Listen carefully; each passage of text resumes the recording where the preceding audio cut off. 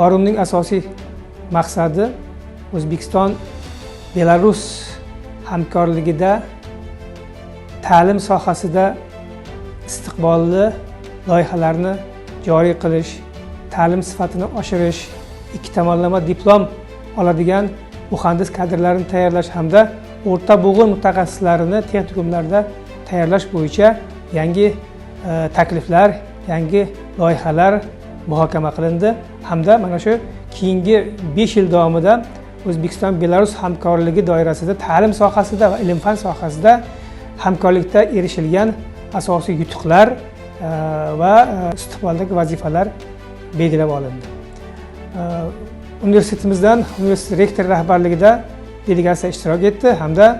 forumning ikkinchi seksiyasida universitet rektori Sherzod Qalandarovich rahbarligida, raisligida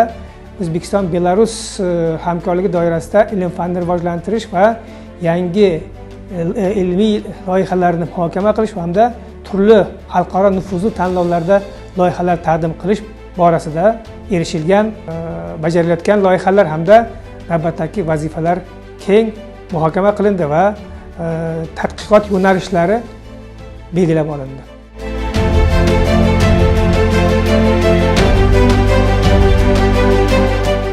Ushbu tadbirga ham Qarshi davlat texnika universitetining yosh olimlari, professor o'qituvchilar tomonidan ishlab chiqilgan 10 dan ortiq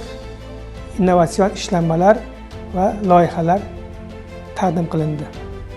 Innovek 2025 cheksiz g'oyalar doirasida juda ko'p konferensiyalar, seminarlar, tanlovlar bo'lib o'tdi. Xususan, Qarshi davlat texnika universiteti doktoranti Olmos Qo'ziyev Qashqadaryo viloyati bosqichi, hudud bosqichi innovatsion ratsionizatorlik va ilmiy ixtirolar respublika tanlovi viloyat bosqichi g'olibi sifatida respublika bosqichida o'zining universal geliya qurilma patentlangan ishlanmasi bilan ishtirok etdi va sertifikat va qimmatbaho sovg'alar bilan taqdirlandi.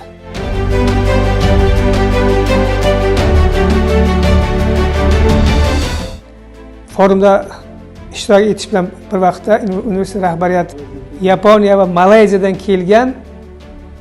mutaxassislar hamda markaz rahbarlari bilan suhbatlar uyushtirildi hamda Rossiyaning ta'lim sohasida akseleratsiya va bilimlar markazi bilan shartnoma imzolandi. Ushbu shartnomaga muvofiq Qarshi davlat texnika universitetida ta'lim va ilm sohasida loyihalarni akseleratsiya qilish hamda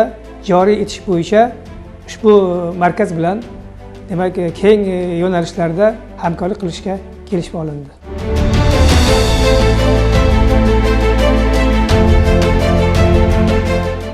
Ushbu o'tkazilgan tadbirlarda